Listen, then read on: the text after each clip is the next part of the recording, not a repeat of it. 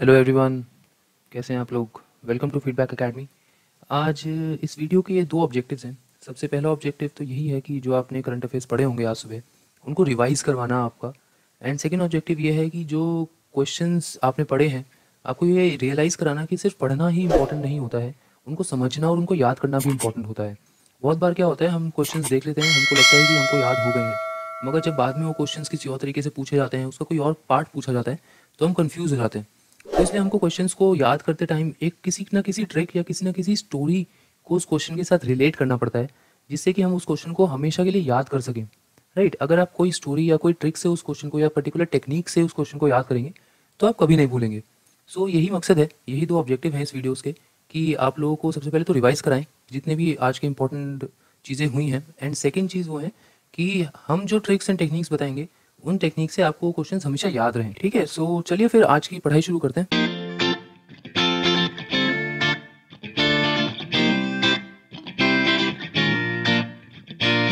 पहला क्वेश्चन है, who is the new chief vigilance commissioner. हमारे जो सीवीसी हैं, चीफ विजिलेंस कमिश्नर, वो कौन है। अभी अभी नए नए बने हैं। वो राजीव कुमार हैं, अमन राजपूत, संजय कोठारी या फिर शरद कुमार। जो सही आंसर है वो है संजय कोठारी। ठीक है, यहाँ पे आप देख सकते हैं वो शपथ ग्रहण समारोह में प्रेसिडेंट रामनाथ कोविंद जी के साथ यहाँ पे शपथ ले रहे हैं एज अ सीवीसी, हमारे जो नए सीवीसी बने हैं। ये सेंट्रल विजिलेंस कमीशन कब इस्टेब्लिश हुआ था, ये हुआ था फरवरी 1964 में। राइट, और ये जितने भी करप्शन से रिलेटेड एक्टिविटीज़ होती हैं, जितने भी पब्लिक डिपार्टमेंट्स में गवर्नमेंट डिपार्टमेंट से जो भी इंटेरोगेट करते हैं on the grounds of how much corruption they have done, वो सारे के सारे चीफ विजिलेंस कमिश्नर ही करते हैं, संजय कोठारी ही करते हैं। ठीक है, अब इस क्वेश्चन को याद कैसे करें, अगर हम देखें कि इस क्वेश्चन को हम लोग को याद कैसे करना है, संजय कोठारी जी का नाम।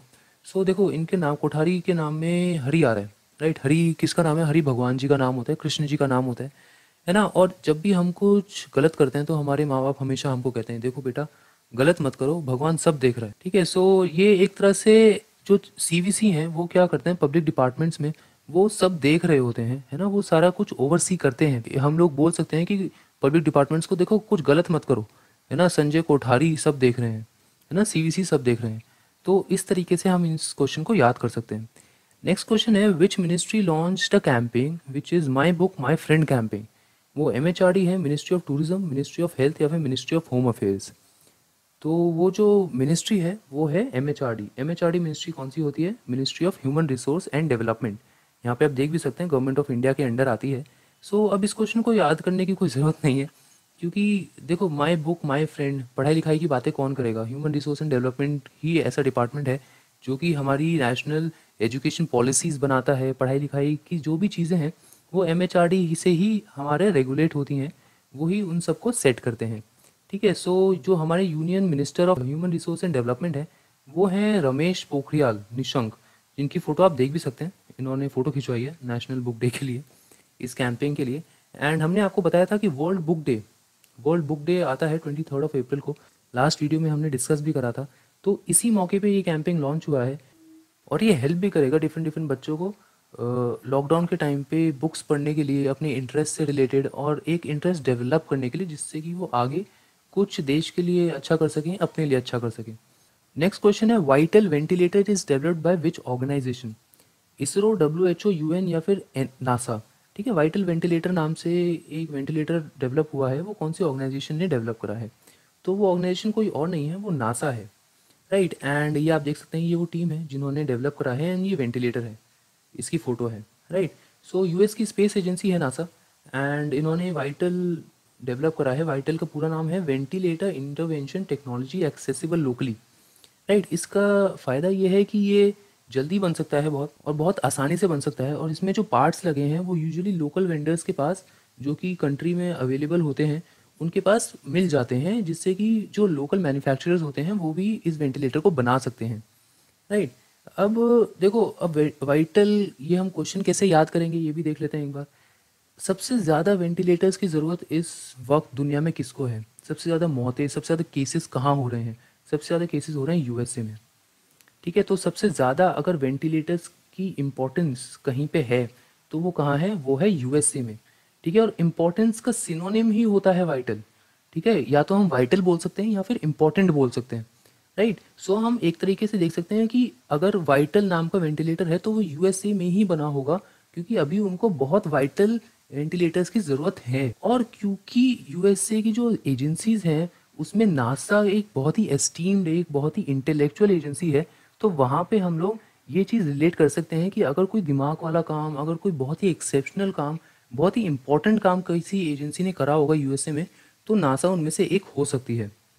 ठीक है। सो एंड थर्ड पॉइंट है कि आप इस फोटो के थ्रू भी इस क्वेश्चन को याद कर सकते हैं, जो जहाँ पे ये टीम है। राइट। सो इन दो तीन चीज़ों से आप इस क्वेश्चन को याद कर सकते हैं बहुत ही आसानी से, आप इस क्वेश्चन को कभी नहीं भूलेंगे। एंड क्योंकि नासा के बारे में बात हो रही है तो उनके जो एडमिनिस्ट्रेटर है, जैसे अलग अलग एजेंसीज में ना चीफ के अलग अलग नाम होते हैं, तो नासा के जो चीफ होते हैं उनको नासा एडमिनिस्ट्रेटर बोलते हैं।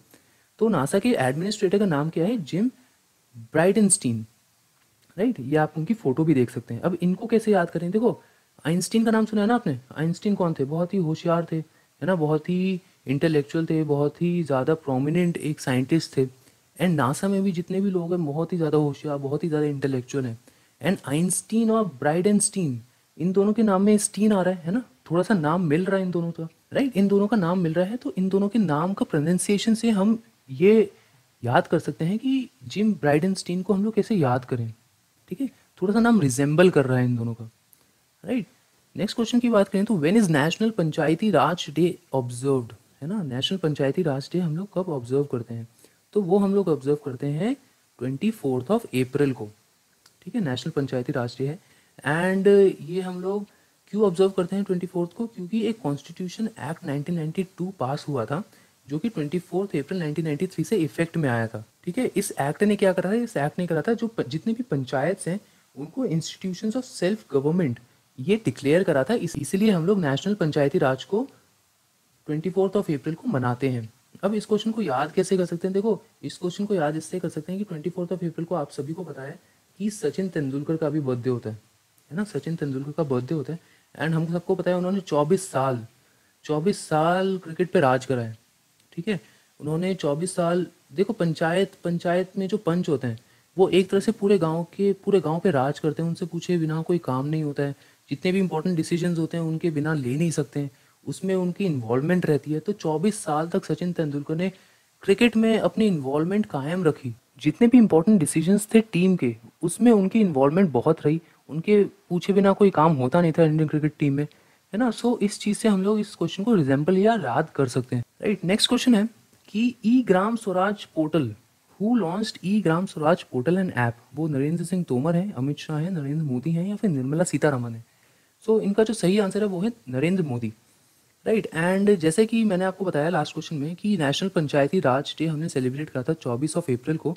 सो उसी दिन नरेंद्र मोदी जी ने ये ई ग्राम स्वराज पोर्टल लॉन्च करा है। तो ये, जैसे कि आप इस पिक्चर में देख भी सकते हैं, मोदी जी एक फार्मर के साथ हैं। सो इस पिक्चर के थ्रू आप याद कर सकते हैं कि पीएम मोदी ने ई ग्राम स्वराज पोर्टल और ऐप लॉन्च करा है। एंड ये क्या है? ये बेसिकली ये नेशनल पंचायत डे पे लॉन्च हुआ है। एंड ये ministry of Panchayati Raj MOPR के अंडर काम करेगा। ठीक है। जितने भी इवेंट्स होंगे रूरल एरियाज़ में, जितने भी ऑर्गेनाइजेशंस वहाँ पे वर्क करेंगी, उन सबको ये मॉनिटर करेगा। राइट। ये इसका पोर्टल का लिंक है eGramSwaraj.gov.in। ये इंश्योर करेगा कि जितने भी काम हो रहा है रूरल एरियाज में वो ट्रांसपेरेंट हो, ठीक है, वो डिसेंट्रलाइज्ड हो, और उसकी जो प्रोग्रेस है वो टाइम टू टाइम रिपोर्ट होती रहे। राइट। सो इस क्वेश्चन को आप पिछले क्वेश्चन के साथ रिलेट करके याद कर सकते हैं कि नेशनल पंचायती डे है, नेशनल पंचायत डे है, तो ये नेशनल लेवल पे है। तो नेशनल लेवल के लीडर्स कौन है? सबसे बड़ा लीडर कौन है नेशनल लेवल का? वो है नरेंद्र मोदी जी। तो उन्होंने ही ये जो पोर्टल या ऐप है वो लॉन्च करा है। नेक्स्ट क्वेश्चन है मलेरिया डे हम लोग कब ऑब्जर्व करते हैं? ठीक है, कहीं कहीं पे मैंने देखा है ये लिखा होता है malaria day is celebrated on. नहीं यार, सेलिब्रेट नहीं करते हैं, सिर्फ ऑब्जर्व करते हैं। तो हम लोग कब ऑब्जर्व करते हैं? 21 अप्रैल को, 23 को, 25 को, या 27 को? तो ये हम लोग ऑब्जर्व करते हैं 25 अप्रैल को। राइट। सो ये हम लोग क्यों ऑब्जर्व करते हैं? ये अवेयरनेस फैलाने के लिए हम लोग ऑब्जर्व करते हैं जितने भी मलेरिया डिजीज़ है और उससे रिलेटेड जो जो परेशानियां हो सकती हैं, जो जो सिम्टम्स हो सकते हैं, जो जो प्रिकॉशंस हमको लेनी होती है इसको प्रिवेंट रखने के लिए, तो उन सब के लिए हम लोग मलेरिया डे ऑब्जर्व करते हैं। ठीक है। 2007 में स्टार्ट हुआ था ये, क्योंकि उससे पहले ये अफ्रीका मलेरिया डे मनाया जाता था। एंड WHO ने इसको बोला कि अफ्रीका की बजाय इसको वर्ल्ड मलेरिया डे मनाना शुरू करें। राइट। एंड मलेरिया का जो एक और इम्पॉर्टेंट क्वेश्चन बनता है, मलेरिया का जो कैरियर है वो कौन सा होता है, वो फीमेल एनोफिलीज मॉस्कीटो होते हैं, राइट। इस साल की मलेरिया डे की थीम क्या है? इस साल की मलेरिया डे की थीम है zero malaria starts with me. Okay, so इस क्वेश्चन में बहुत सारे पार्ट्स हैं जो आप याद कर सकते हैं। इसमें सबसे पहले तो डे आप याद करना है, डे है 25 अप्रैल। इसकी थीम क्या है, ठीक है, एंड ये इसका कैरियर कौन है, राइट। WHO के जो चीफ हैं वो बहुत न्यूज़ में है आजकल, किसी ना किसी क्वेश्चन में ज़रूर पूछे जाएंगे, एंड लगभग मैंने अपनी हर वीडियो में इनका नाम मेंशन करा है। सो मैं चाहूँगा कि आप कमेंट बॉक्स में मुझे इनका नाम लिख के बताइए, गूगल से सर्च करो, मेरी पुरानी वीडियोस देखो, कुछ भी करो, but I want his name in my comment box, ठीक है। मुझे इनका नाम चाहिए, आप कमेंट बॉक्स में लिख के बताइए, राइट। एंड मलेरिया डे को हम लोग कैसे याद कर सकते हैं कि ये 25 अप्रैल को मनाया जाता है? देखो, 25 को ऐड करेंगे 2+5 क्या आता है? 2+5 आता है 7। मलेरिया में कितने लेटर्स हैं? 1 2 3 4 5 6 7, ठीक है। या 25 अप्रैल कैसे याद करें हम लोग, है ना? अप्रैल मई भी तो हो सकता है। अब देखो, अप्रैल याद करने का भी बहुत अच्छा तरीका है। अप्रैल याद करने का सबसे अच्छा तरीका क्या है? मलेरिया में सबसे ज़्यादा वर्ड लेटर्स कौन से आ रहा है? ए आ रहा है ना? तो जनवरी से लेके दिसंबर तक सिर्फ 2 मंथ्स ऐसे होते हैं जिसमें ए से स्टार्ट होते हैं। एक तो होता है अप्रैल और एक होता है अगस्त, ठीक है। इन दोनों मंथ्स में अगस्त में कोई और लेटर है ही नहीं जो मलेरिया में आता हो, ठीक है, मगर अप्रैल में ए है, आर है, आई है, ठीक है। इसमें ए है, आर है, आई है, तो अप्रैल मंथ में होता है। एंड मलेरिया में कितने लेटर्स हैं? 7। तो 25 अप्रैल को होता है, राइट। सो ऐसे आप इस क्वेश्चन को याद कर सकते हैं। नेक्स्ट क्वेश्चन की बात करें तो इंटरनेशनल डेलीगेट्स डे हम लोग कब मनाते हैं? इंटरनेशनल डेलीगेट्स डे हम लोग 21 अप्रैल को मनाते हैं, 23 को मनाते हैं, 25 को मनाते हैं या 27 को मनाते हैं। तो इंटरनेशनली आप देख सकते हैं ये डेलीगेट्स जितने भी बैठे हैं, डेलीगेट्स क्या होते हैं? डिप्लोमैट्स होते हैं डिफरेंट डिफरेंट कंट्रीज़ के, है ना, उनको ही डेलीगेट्स बोला जाता है। तो ये हम लोग मनाते हैं 25 अप्रैल को। इस क्वेश्चन को आप प्रीवियस क्वेश्चन के साथ याद कर सकते हैं कि प्रीवियस क्वेश्चन की स्टोरी क्या थी कि 2007 में अफ्रीका मलेरिया डे को WHO ने क्या बोला कि वर्ल्ड मलेरिया डे डिक्लेयर कर दो। तो वो WHO क्या है? बॉडी है, body of diplomats, body of delegates है ना। तो इन दोनों ने साथ साथ मिलकर काम करा कि यार जितने भी डेलीगेट्स हैं उन्होंने बोला ऐसा करो, इसको अफ्रीका से ना वर्ल्ड कर दो, ठीक है। तो उन्होंने तो बाकी ने बोला अरे वाह तुमने क्या काम करा है, ऐसा करते हैं तुम्हारा भी एक डे मना लेते हैं।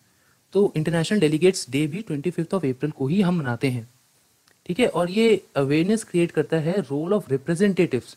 मैंने आपको बताया ना, role of representative delegates diplomats का, जितने भी यूनाइटेड नेशंस में काम करते हैं उनका, ठीक है। अब क्योंकि यूनाइटेड नेशंस की बात आ रही है, ठीक है, और मैं चाहता हूँ कि आप इनका भी आंसर मुझे कमेंट बॉक्स में लिख के बताइए कि इनका नाम क्या है। ये बहुत पॉपुलर है एंड हमने डिस्कस भी करा है।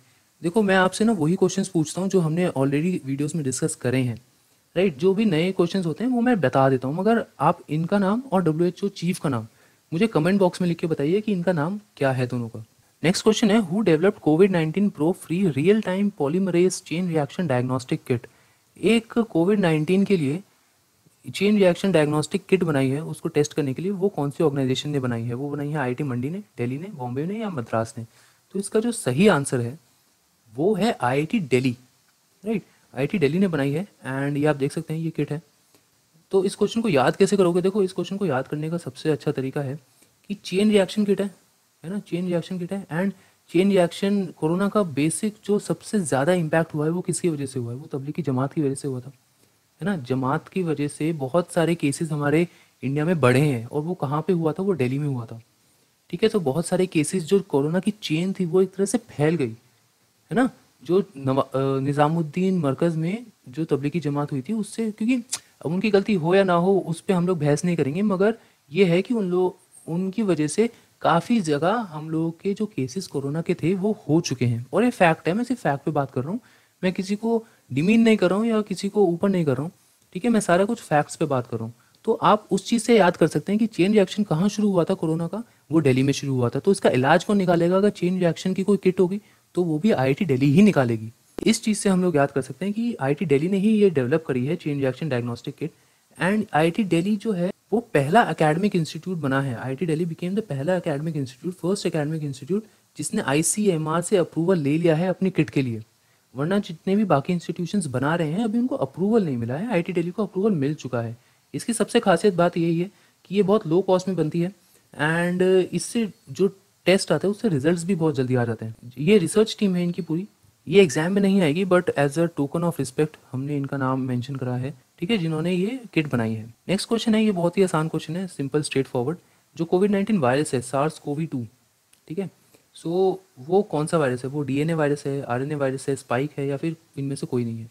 वो एक्चुअली वो एक आरएनए वायरस है, ठीक है। ये बहुत स्ट्रेट फॉरवर्ड क्वेश्चन है, इसको याद करने की कोई मतलब कोई ज़रूरत भी नहीं है, एंड इसमें ऐसा कुछ नहीं है कि ये याद नहीं होगा, राइट। इससे रिलेटेड एक और क्वेश्चन है, वो इंपॉर्टेंट है, ठीक है। ये क्वेश्चन मैंने इसलिए पूछा था क्योंकि मुझे आपसे ये वाला क्वेश्चन पूछना था। Which institution has developed Chitra Magna testing kit? एक Chitra Magna testing kit develop हुई है, तो वो कौन से इंस्टीट्यूशन ने बनाई है? ठीक है, ICMR, CSIR, SCTI-MST या फिर WHO? तो वो बनाई है SCTI-MST, ठीक है। यहाँ पे आप देख भी सकते हैं, ये उनका लोगो है उस इंस्टीट्यूट का। तो ये Shri Chitra Tirunal institute of medical sciences and technologies SCTI-MST ने बनाई है, और ये तिरुपति की इंस्टीट्यूशन है, एंड इन्होंने ये जो टेस्टिंग किट है वो बनाई है। सो इसका फ़ायदा ये है कि ये देखो, मैंने आपसे पूछा था ना कि कोविड-19 कौन से टाइप का वायरस है, वो आरएनए टाइप का वायरस है, राइट। सो इसमें क्या करते हैं, ये मैग्नेटिक पार्टिकल्स की हेल्प से जो आरएनए होता है, ठीक है, पेशेंट के सैंपल से, वो जल्दी और प्रिसाइजली एक्सट्रैक्ट कर सकते हैं, ठीक है, जिससे कि जो आइडेंटिफिकेशन हो जाता है पॉजिटिव केसेस का, वो बहुत ही एक्यूरेट हो जाता है और जल्दी हो जाता है, राइट। सो इसलिए ये जो टेस्टिंग किट है ये इंपॉर्टेंट है बिकॉज इसकी एक्यूरेसी ज़्यादा है, ठीक है। चित्रा मैग्ना टेस्टिंग किट, इसमें जो चित्रा है वो है इस इंस्टीट्यूट के नाम पे, राइट। सो इस चीज़ से आप इस क्वेश्चन को याद कर सकते हैं, एंड ये भी आपको पता होना चाहिए कि डीएनए और आरएनए में क्या फ़र्क है। डीएनए होता है डबल स्ट्रैंड, ये आप देख सकते हैं ना, ये डबल स्ट्रैंड है, जबकि आरएनए होता है सिंगल स्ट्रैंड, ठीक है। यही बेसिकली एक मेजर प्रॉपर्टी होती है, जो डिफरेंशिएटिंग प्रॉपर्टी होती है between DNA and RNA. Next question है, what is the first interstellar object detected passing through the solar system? ठीक है, पहला इंटरस्टेलर ऑब्जेक्ट कौन सा था जो हम लोगों ने डिटेक्ट करा था, जो हमारे सोलर सिस्टम से पास करा था? वो कायरॉन है, पीलियस है, ओumuamua है, या फिर एचलीज है, राइट। तो वो कोई और नहीं है, वो ओumuamua है। एंड ये किसने डिस्कवर करा था? ये एक हेलिकाला ऑब्जर्वेटरी, हवाई। हवाई कहाँ आता है? यूएसए में, ये यूएसए है। एंड इसके जो वेस्ट में, इसके वेस्ट में एक ग्रुप ऑफ आइलैंड्स हैं, दैट इज़ हवाई, ठीक है। सो वहाँ के जो साइंटिस्ट हैं, वहाँ के जो साइंटिस्ट थे, उन्होंने ये डिस्कवर करा था, ये इंटरस्टेलर ऑब्जेक्ट, राइट। सो इतने ही इंपॉर्टेंट क्वेश्चंस थे आज के लिए। आई होप कि आपका स्कोर अच्छा हुआ होगा, ठीक है। आउट ऑफ 10 क्वेश्चंस आप मुझे बताइए आपका स्कोर कितना हुआ है ना। एंड आपको जो हमने ट्रिक्स बताई वो कैसी लगी, वो कुछ आपको अलग लगी याद करने में, आसानी हुई याद करने में या नहीं, ठीक है। क्योंकि यार फ़र्क तो डेफिनेटली पड़ेगा, है ना। एक बंदा आपको, एक कोई आपको बता रहा है कि ऐसे ऐसे होता है, और एक आपको बता रहा है ऐसे ऐसे होता है और ऐसे ऐसे याद करो, तो इन दोनों चीज़ों में फ़र्क तो होता ही है, ठीक है। सो इन इंपॉर्टेंट क्वेश्चंस के साथ कुछ और भी डेवलपमेंट्स होती हैं एक दिन में, मगर क्योंकि वो एग्जाम पॉइंट ऑफ व्यू से इंपॉर्टेंट नहीं है, इसलिए उनको एक्स्ट्रा इन्फॉर्मेशन में डालते हैं हम लोग, ठीक है। सो वो है कि डीएसटी क्या है? Department of space and technology. इनके मिनिस्टर कौन है? इनके मिनिस्टर हैं डॉक्टर हर्षवर्धन। डॉक्टर हर्षवर्धन दो डिपार्टमेंट संभाल रहे हैं, तो मिनिस्ट्री ऑफ हेल्थ और एक department of space and technology. इन्होंने एक ट्रिपल लेयर मेडिकल मास्क बनाए हैं, ट्रिपल लेयर मेडिकल मास्क बनाए हैं, और N95 रेस्पिरेटर बनाए हैं, ठीक है। अभी चल रही है इसकी, मतलब कंफर्म नहीं हुआ है कि इन्होंने बनाए हैं नहीं बनाए हैं, फाइंडिंग्स चल रही हैं, इसलिए ये अभी एक्स्ट्रा इन्फॉर्मेशन में है। जैसे ही ये कंफर्म हो जाएगा वैसे ही it will be a part of one of the main questions which can come in the exams, ठीक है। 15th फाइनेंस कमीशन अभी हुई है, मीटिंग हुई है उसकी, ठीक है। 1.5 लाख फार्मर्स और ट्रेडर्स ने रजिस्टर करा है किसान रथ मोबाइल ऐप में। ये किसने लॉन्च करी है? ये करी है मिनिस्ट्री ऑफ एग्रीकल्चर ने। मिनिस्टर ऑफ एग्रीकल्चर कौन है? वो है नरेंद्र सिंह तोमर, ठीक है। यूएनसी टैड ने 1 ट्रिलियन USD का जो डेट है डिफरेंट डिफरेंट डेवलपिंग कंट्रीज़ का, वो माफ़ कर दिया है because of the corona virus pandemic. कि ये कहते कि मतलब उनको और भी बहुत सारी चीज़ें हैं, तो आप पहले कोरोना वायरस को सस्टेन कर लो, उसके बाद में देखेंगे, ठीक है। सो आज के लिए इतना ही है, एंड आप मुझे बताइए आपका स्कोर कितना हुआ, आप कितने क्वेश्चंस के आंसर कर पाए, एंड आपको ये वीडियो कैसी लगी, ठीक है। Do tell us, do dislike if you don't like it, है ना, but do like and subscribe if you like it. अगर अच्छी लगी तो बिना सब्सक्राइब करे मत जाना, बुरी लगी तो बिना डिसलाइक करे मत जाना, ठीक है। So with this message we end this and will see you tomorrow. Thank you very much.